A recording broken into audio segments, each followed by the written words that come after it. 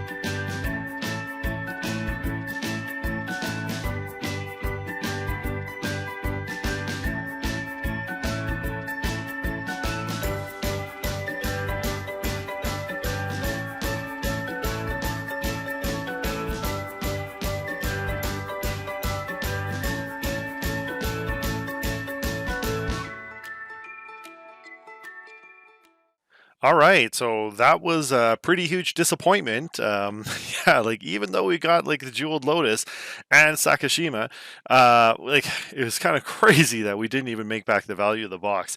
It just goes to show that like this booster box is, it seems fun and it is actually, I'm sure, a fun draft environment. And you might get a lot of commander, like good commander staples or things to build around.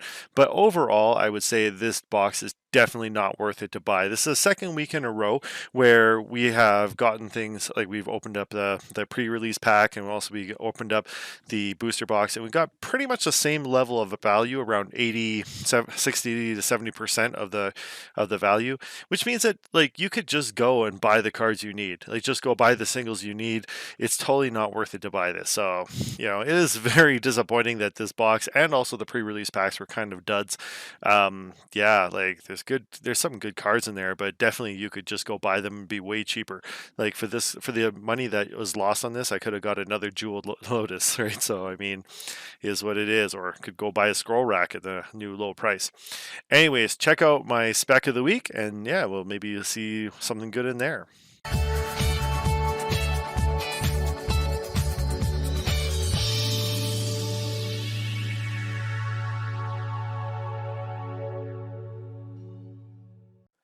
All right, everybody, this week's spec of the week is Scroll Rack. Now, as you can see, Scroll Rack is super, super cheap.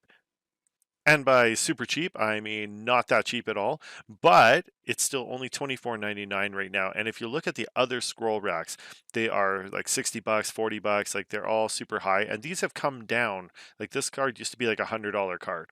Now, the thing is, a lot of people want these for their decks, but they just can't ever afford them. And, it's like before, this was like, like I said, 60 to 80 bucks. They're still 60 or $80. And you can see here, scroll rack out of stock for $24.99. So if you can get your hands on one of these, I think it's a good pick. People are buying these up like crazy, so I think the demand is still very high. The supply is still going down, and I can see over time this card going up in value. The same thing happened when they reprinted Ensnaring Bridge the first time. It was originally like, $25, $30. It went up to like 80 or 90 bucks, and then they reprinted it back to 30, and it just slowly is creeping back up. So it's going to go back up again. Scroll Rack, I think, is going to be the same thing. Of course, who has like money to buy like 100 of these?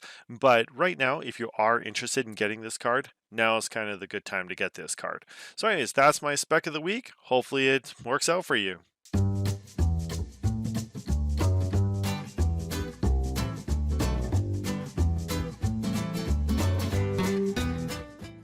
So last week's fun flavor text was for Bone Shaman, and the best one that I heard was the caption was, "Hey, what's the view like down there?" It's just actually pretty funny because it's like, he's like squatting down, so maybe he's looking down, but maybe he's also talking to that skull and being like, "Hey, check out my butt."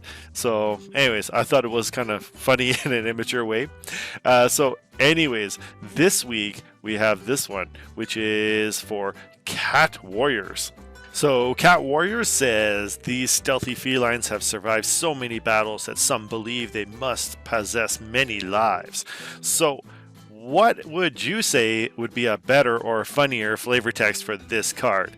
Looking at the picture, I have some ideas of what people might say, but let's, again, try and keep it appropriate. I don't want to get demonetized, no hate speech or anything like that, but, let's see what you guys come up with.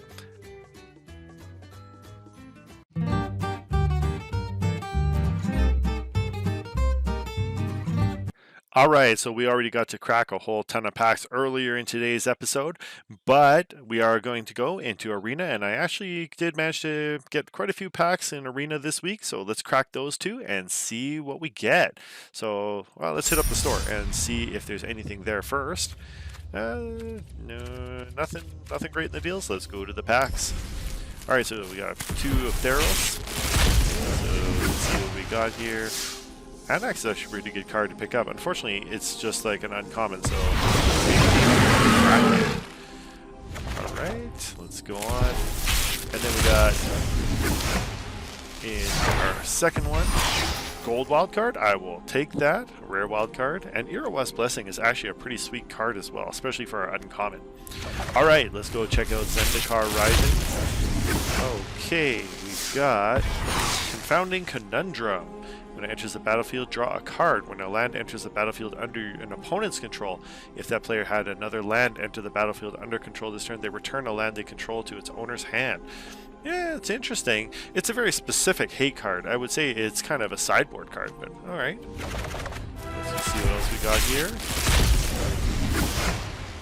Alright, now Core Blade Master and Soaring Thought Thief are actually played in a lot of decks. Same thing with Akum Hellhound. This would actually be a really great card pack so far to pick up in real life. Luminarch Aspirant. At the beginning of combat on your turn, put a +1/+1 counter on target creature you control. Usually it's Luminarch Aspirant. This is also a really good card. Sweet. Okay. Let's go. Keep going here. Okay, so this one not as good. Anti-Cognition's pretty decent, so pretty good. And Cragplate Baloth. So hexproof and haste 6/6 for 7. And the spell can't be countered. If Cragplate Baloth was kicked, it enters the battlefield with +4/+1/+1 counters. So it could be a 10/10 for... Whoa, oh, 10/10 for 10. Alright, with hexproof and haste. That's pretty sweet. Alright, and let's go on. Zendikar Rising. Last one. The Silent Division, as I said, is pretty good. Shaya. Alright, I'll take a mythic. Shaya, Soul of the Wild. Okay, let's keep going. Now we got... If I open this, it's going to open up 10 at a time. Let's just open up 2 and then we'll open up the last 10 all at once. Alright, so here we go. Okay. Toolcraft Exemplar. Okay. Now, at the beginning of combat on your turn, if you control an artifact, Toolcraft Exemplar gets +2/+1 till end of turn. If you control 3 or more artifacts, also gains first strike. So this obviously wants to be in an artifact deck. It could be pretty good, you know, if you got him on turn 1 and then you put an artifact down, then, you know, he's a 3/2 for 1 basically on turn 2. That's pretty good, and then gets first strike if you can put down some more artifacts. So, you know, this could be pretty decent, especially in draft. I don't know how you do in constructed, but, you know, it was alright. And I'm actually pretty excited about opening Kaladesh, just because I play a lot more historic now instead of standard, and so, you know, it's always good to get more cards. Oh, okay, so lands are always sweet. Spire Bluff Canal enters the battlefield tapped unless you control 2 or fewer. So these are the, I forget what these are called, but they are the cheap lands here. Okay, so, oh, I opened up all 10. Crap. Alright, Kari Zev, Skyship Raider, Heroic Intervention is really sweet. Wildest Dreams is good in draft. Let's see, Dynamo Tower, Lifecrafter's Bestiary, Inventor Sphere is always pretty sweet, Botanical Sanctum, Aetherflux Reservoir is awesome if they would just print the rest of the cards that are, you know, basically the cards you need to make this work. But yeah, like if you can get the Artifact Storm going, it's actually pretty sweet. So anyways, this is, you know, it's exciting. I wish they printed Ensnaring Bridge in Kaladesh, but I don't think they did. So anyways, here we go. Alright, so Hidden Stockpiles, decent. Master Trinketeer, through 3 mana 3/2, Servos and Thopters you control get +1/+1. So obviously this is for a Thopter Servo token strategy. Okay, well, looks pretty good. That is it. So let me know what you think. Have you been having any luck cracking packs? And let's see, we got 6 rares, 9 mythics. Look at that, 350 uncommons. Right? Like, I mean, come on, Wizards. You gotta have a way for us to upscale those. Like, you know, trade 10 to 1. 10 to 1 to move them up. Right? So, I mean, 20 to 1. Okay, 21, like, that would give me about 17 rares out of my uncommons, and I would happily trade almost them all. Right? So, anyways. We're just never gonna, like, do you guys also have like a crap ton of uncommons like sitting there? Let me know in the comments, because I can't be the only one. Anyways, that's it for cracking packs this week.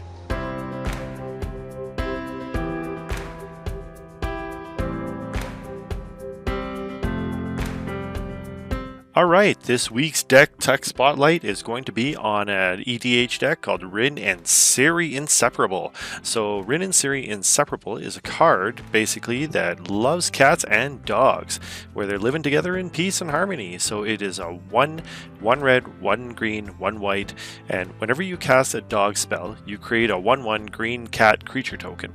And when you cast a cat spell, you create a 1/1 white dog creature token. So basically every time you cast a dog, you make a cat. Every time you cast a cat, you make a dog, right? And then you can pay 1 red, 1 green, 1 white, and Rin Seri Inseparable deals damage to any target that could be your opponent. And remember, because this is Rin Seri dealing damage, I think this actually counts as commander damage, equal to the number of dogs you control, and you also gain life equal to the number of cats you control. So basically, we're going to be gaining a crap ton of life and also doing a crap ton of damage with Rin Seri. Now, they are also a 4/4, so it's pretty good body on them as well, right? And so yeah, we'll take a look. Now, first of all, we just want to cast a whole crap ton of cats and dogs, mostly cats though, because the cats are going to generate the dog tokens for us, and the cats I think are in general a bit more aggressive. So yeah, anyways, let's take a look. So we got a Kroom Hellhound. That's a dog. It's a 1 mana 0/1. Whenever a land enters the battlefield under your control, this Hellhound gets +2/+2 until end of turn. It doesn't seem like a lot, but yeah, it's not too bad, right? Like, it's kind of a weak dog, but it does make a cat for you, and it is only 1 mana. We got Sacred Cat, which is a 1 mana 1/1 with lifelink and embalm. Selfless Savior, right? Another 1 mana 1/1. A Johnny's Pridemate, so every time you gain life, you can put a +1/+1 counter on it, and you know, we can constantly pay with Rin Seri and get that mana back, right? We've also got, where was I? Alpine Houndsmaster. Now, Alpine Houndsmaster is basically a tutor for other dogs, and it can get us an Igneous Cur and also the Alpine Watchdog. So Alpine Watchdog is right here. It's a 2 mana 2/2 with Vigilance. We got Bronzehide Lion. We have Chandra's Magmut, Draneth Magistrate. I guess I can go a little bit slower here. Bronzehide Lion is 1 green and a white for a 3/3. For Bronzehide, you can pay it again. It gains indestructible until end of turn, and whenever it dies, return it to the battlefield. Right, so that's actually pretty sweet. It's an aura enchantment with enchant creature that you control, and pay green and white. Enchant creature gains indestructible until end of turn, and it loses all other abilities. All right, so anyways, we got Chandra's Magmut is a pinger. So for 2 mana, you get a 2/2. It deals 1 damage to target player or planeswalker. You got Draneth Magistrate. Now this might seem like kind of a weird card, but what we're going to try and do is we are going to try and do a little bit of shutting down of our opponent, and Draneth Magistrate helps us to shut down their strategies.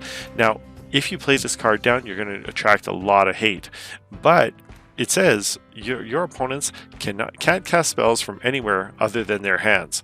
But that means nothing from the graveyard. It means also that they can't cast their commanders because they can't get it out of their command zone, right? So because your command zone is not your hand, and so that's just gonna piss off a lot of people. So be careful if when you choose to play this. Now, ideally, you can actually still cast your commander, but they just can't cast theirs. All right. Anyways, we got Fleecemane Lion, which we did not talk about that. It's a green and a white for a 3/3 already. That's pretty good. And then you can pay 3 a green and a white to make it monstrosity, so make it a 4/4. And then as long as it is monstrous, it has hexproof and indestructible. We got Igneous Cur is a 2 mana 1/2, and you can also pay it again. And it gives it +2/+0 till end of turn. Right, and you can actually do that over and over again too if you really need. Initiate's Companion is a 2 mana 3/1. Whenever it deals combat damage to a player, untap target creature or land. Right, so Pack Leader. Now, Pack Leader is just so gross. Other dogs you control get +1/+1. And whenever Pack Leader attacks, prevent all combat damage that be dealt this turn to dogs you control. So the dogs you control can do damage, but they cannot receive combat damage back. So that is actually pretty crazy. It's a good thing that this is a singleton format because he's not legendary. Okay, we got Kasali Pridemate. It is a green-white for a 2/2 cat wizard with Exalted, so if it attacks alone, it becomes a 3/3. And then also you can just sacrifice it to destroy target artifact or enchantment, so it also doubles as removal. We got Whitemane Lion, so it's a flash 2 mana 2/2.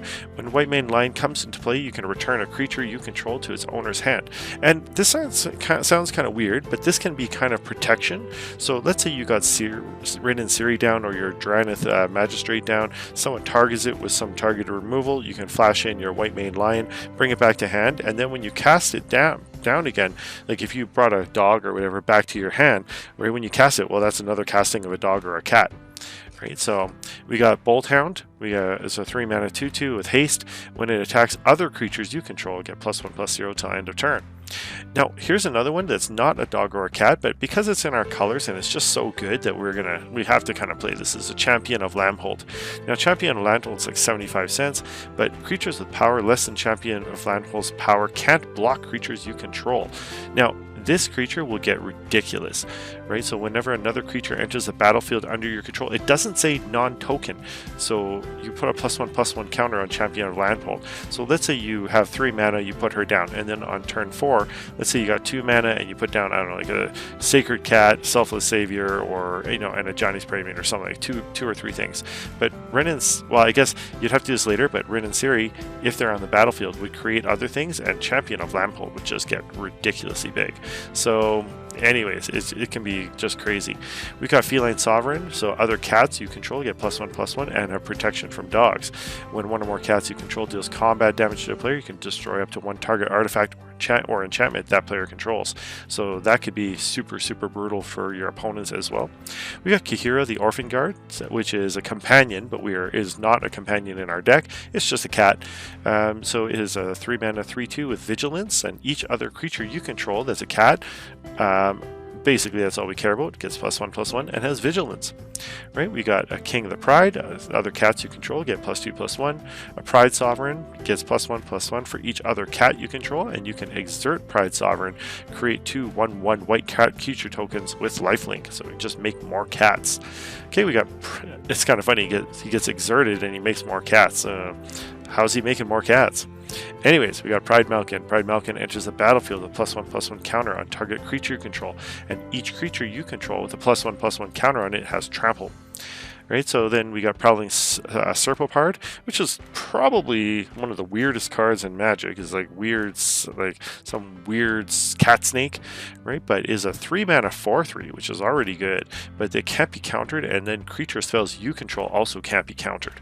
Right, we got Territorial Scythecat, 3-mana 2/1 with trample and landfall. So whenever a land enters the battlefield under your control, you get a +1/+1 counter. So this will get, if you get this down early, it'll just grow bigger and bigger and become more and more of a threat, and it also has trample, so it's hard for your opponents to deal with it. Okay, we got a Johnny's Chosen. It's a 4-mana 3/3. Whenever an enchantment enters the battlefield under your control, you create a 2/2 white creature token, and if it's an aura, you can attach it directly. But we actually we don't actually need that, right? So anyways, we don't need to attach it because we don't have any auras. We got Basri's Acolyte, so 2 mana and 2 white for a 2/3 lifelinker, and when it enters the battlefield, you put a +1/+1 counter on each of up to 2 other target creatures you control. Okay, so Beast Whisperer, another non-dog, non-cat, but Beast Whisperer is just going to draw us a crap ton of cards. So whenever you cast a creature spell, you draw a card. So if you look, we got 38, well, not including the Beast Whisperer, but we got 37 other creatures. So we got a ton of creatures, and we'll draw a lot of cards off of Beast Whisperer if we can. We also have Felidar Guardian, so when it enters the battlefield, you can exile another target permanent you control, then return that card to the battlefield under its owner's control. And what you can do then is actually just put something else into the battlefield, right? Like, like bounce something else and it just comes back in, and then you can get another ETB trigger off of something. Like if you did it off of like, where is it? Like a Pride Malkin, right? When it enters the battlefield, you can put counters on everything, for instance, right? You definitely be careful though that when you send it off, it doesn't necessarily, like, it doesn't come back with its counters on it. So if you have a Chinese Pride Mate and you bounce it, it's not going to come back with the counters. Okay, we got an irregular cohort. It's 2 and 2 white. Now this is a kind of a weird one too, because it's a changeling, so it has every creature type. So it counts as a cat and a dog, but then also when it comes to the battlefield, it gets a 2/2 color the shapeshifter creature token, which is also a changeling. So this is actually like 2 things. It's another color of this thing that counts as a cat and a dog as well. Okay, we got Leonard Warleader, which is 2 and 2 white for a 4/4, and whenever it attacks, you create 2 white cat creature tokens with lifelink that are tapped and attacking. Okay, we got Marisi's Twin Claws, which is 2 a red and white or a green, and a green, and then you got a 2/4 double striker. Okay, we got a Prowling Felidar. So whenever a land enters the battlefield under your control, put a +1/+1 counter on Prowling Felidar. Now what we want to do is use this to weaponize our lands and as vigilance as well. So getting this down early would be really, really strong. Okay, we got Saber-Tooth Mauler, 4 mana, 3/3. At the beginning of your end step, if a creature died this turn, put a +1/+1 counter on Saber-Tooth Mauler and untap it. Keeper of Fables is a 3 mana, 3 and 2 green for a 4/5. And whenever one or more non-human creatures, which is basically almost everything you control, deal combat damage to a player, you draw a card. So again, we're going to be able to draw a crap ton of cards off of this. We got 1 Rambunctious Mutt for 5 mana, 3 and 2 white. You get a 3/4, but when it enters the battlefield, destroy target artifact or enchantment an opponent controls. And that would be a good one perhaps with Felidar Guardian, right? So you can bounce it, bring it back, enters the battlefield, destroys another target artifact or enchantment. Alright, so we got Regal Caracal. So other cats you control get +1/+1 and have lifelink. So it's 5 mana, 3/3. That's pretty good. For plus it gives it's a lord and gives lifelink. And when it enters the battlefield, you create 2/1/1 white cat creature tokens with lifelink as well. Whew. We got Felidar Sovereign. Now, because we're getting so much life, Felidar Sovereign is one of our win conditions. So what we can do is we can play this down. It's got 6 mana. It costs 6 mana, which isn't that bad, but it's a 4/6 with Vigilance and Lifelink. And at the beginning of your upkeep, if you have 40 or more life, you win the game. So we can potentially gain a crap ton of life with this, right? And because we're playing Commander, you start with 40 life. So I mean, like, as long as you didn't lose very much life, then you could actually end up winning the game just outright with this, right? And then Endrace Forerunners is another one of our win conditions for 8 mana, so 5 and 3 green. You get a 7/7 with Vigilance, Trample, and Haste. But other creatures you control get +2/+2 and gain Vigilance and Trample until end of turn. And so ideally, you'll have just a crap ton of creatures out. You can cast down Endrace Forerunners and just swing in with everything, and hopefully just take out one of your opponents or more of your opponents. Okay, at the end we also have a Condemn. So a Condemn is just some targeted removal.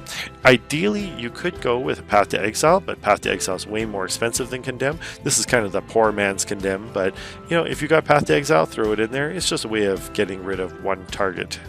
Right, we got a Basri Solidarity, so put a +1/+1 counter on each creature you control. That can be, pretty crazy, depending on how many creatures you have. Alright, so Idyllic Tutor. Now, we have a number of important enchantments that we're going to be looking for, and so Idyllic Tutor is going to help us find those, especially the one that we might need. Okay, we got Inspiring Call, so you can draw a card for each creature you control with a +1/+1 counter on it, and those creatures gain indestructible until end of turn. So again, that could be just freaking amazing, especially down here if you did it with Basri Solidarity. Okay, so then we got Kodama's Reach, which is just a little bit of our ramp package. So we got 2 and a green, and basically allows us to get 2 basic land cards from our library, put one on the battlefield, and put one in your hand. We got Harmonize, so just draw 3 cards at sorcery speed. A Wrath of God is basically our oh crap card and just get rid of everything. We got Overwhelming Stampede is a 3 and 2 green. So until end of turn, creatures you control gain trample and get +X/+X, where X is the greatest power amongst creatures you control. Now imagine if you got Champion of Lambhold out and then you have also Overwhelming Stampede, you can just completely wreck your opponent, right? And then we got Tragic Arrogance. This is again kind of an oh crap card, and for each player you choose from among the permanents that player controls an artifact, a creature, an enchantment, and a planeswalker. So basically you're just going to choose the crappiest stuff that they have. Then each player sacrifices all other non-land permanents he or she controls. Now that means you're going to choose all the best stuff for you and all the worst stuff for your opponents, right? And then ideally, if you have that, and then let's say for instance you cast something like Rambunctious Mutt, you can go and destroy the things that you left them as well, right? So yeah. Okay, anyways, let's continue on. We got our Traveler's Amulet, which is just a 1 mana, search for a basic land card. So that's just kind of our ramp, right? We've got a Marble Diamond, so more ramp, Moss Diamond, so more ramp, and here's an odd one, an Ensnaring Bridge. So creatures with power greater than the number of cards in your hand can't attack. Now, this one I kind of debated on, and I'm still kind of unsure about, but it is kind of our protection game. It allows us to play a different sort of game. Now, with all of our stuff, we can win a game by just attacking our opponent outright. But if our opponent has, like big creatures, like much bigger creatures than us, or like taxes on us or something like that, then what we can do is actually just use Ensnaring Bridge to make it so no one can attack us. Right now, we actually are quite small. Most of our creatures are pretty tiny. That can become big, but they are actually pretty tiny. But it means that creatures with power greater than the number of cards in your hand can't attack. And because we're so low to the ground, we're probably like not going to have a ton of cards in our hand all the time, right? And what you can do is, if you do have abilities to get cards, you can actually, get just enough cards to get your creatures attacking, and then, cast them out again, so your opponent's creatures can't attack you back on their end step. And then what you can do is just use Rin and Seri's ability over and over again while hiding behind your Ensnaring Bridge, and just, wreck your opponent by using the Rin and Seri's ability. Right? After that, we've got some enchantments, so Banishing Light, just to, so a little bit of removal. We got Beastmaster Ascension. Now, every time a creature we control attacks, which is probably going to be all the time, you may put a quest counter on Beastmaster Ascension, and then as long as it has 7 or more quest counters on it, creatures you control get +5/+5, which is ridiculous because we're going to have a ton of creatures attacking all the time. All right, we got a Ghostly Prison, and that goes along with our Ensnaring Bridge strategy. Now, Ghostly Prison is just attacks. Ensnaring Bridge affects us because we can't actually we can't attack if our creatures are bigger than the cards in our hand. But Ghostly Prison just affects only our opponents. Right, we got Valakut Exploration, and this is kind of a way of weaponizing our lands. So whenever a land enters the battlefield under control, you exile the top card of your library, and you may play that card for as long as it remains exiled. So we actually can just exile the top card. If it's a land, I guess we have to get rid of it, but then if it's not, then we can just play it. At the beginning of your end step, if there are cards exiled with Valakut Exploration, you can put them into their owner's graveyard, and then Valakut Exploration deals that much damage to each opponent. So let's say, for instance, you happen to get like an End Race Forerunners or something like that, you can actually then go and just like deal 8 damage to each opponent, not one opponent, each opponent. So that card is just ridiculous, right? Anyways, we got Conclave Tribunal, just a way of getting rid of our opponent's stuff again. Exile target non-land permanent and opponent controls until it leaves the battlefield. We got Court of Bounty. So Court of Bounty is a new one in Commander Legends. So it's 2 and 2 green for an enchantment. When Court of Bounty enters the battlefield, you become the monarch. At the end of your upkeep, you may put a land card from your hand onto the battlefield. If you're the monarch, instead, you may just put a creature or land card from your hand onto the battlefield. So again, that's pretty sweet. Like, if you've got like something like Court of Bounty, and then you also have Valakut Exploration, right at the beginning of your turn, like, you're going to draw the cards that you've drawn, you can just actually put out with Court of Bounty, and then you can use your mana, right, like, to cast the cards exiled with Valakut Exploration. So those 2 cards together could be just ridiculous. Right, we also got Felidar Retreat, and Felidar Retreat actually is like another way of weaponizing our lands. So for 4 mana, whenever a land enters the battlefield under your control, you can either create a 2/2 white cat creature beast creature token, or you can put a +1/+1 counter on each creature you control. Now, if you're going to do that, like, I like it because this is kind of modal, and what it allows you to do is, like, if you're playing the Ensnaring Bridge hide behind the bridge type game, right, then you can use this to just actually create more and more white cats, and that's going to affect our life gain from Rin and Seri. But then if you're doing the attacking game, then what you can do is put a +1/+1 counter on each creature you control, and just, like, start swinging in at your opponents, and making everything bigger and bigger. So I think overall, like, this is such a gem. I can't believe it's like so cheap. Right. Anyways, we got Worship. This is also part of our hiding game. If you control a creature, which we almost always do, damage that would reduce your life total to less than 1 reduces it to 1 instead. Now, don't get cocky, because that is just like combat damage, I believe. Like, if someone just like attacks you, right, or lightning bolts you, then I believe that still does wreck you. So that's actually quite hard. And like, if someone board wipes you, you get down to 1. Someone board wipes you and then hits you with a lightning bolt, then you're still dead. So this is not the like you can't just be too cocky with this. You still have to block, and but it is actually a pretty decent card. We got Cathartics Crusade, so whenever a creature enters the battlefield under your control, you put a +1/+1 counter on each creature you control. So that's more of our aggro game.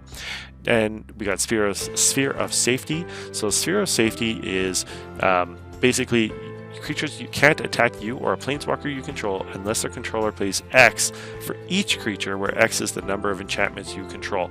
And because we have like a ton of well, not a ton, but 11 enchantments, it's likely that we're going to be able to tax our opponent for 2 or 3 every single time for each creature, which makes it just kind of discourages our opponents from attacking us.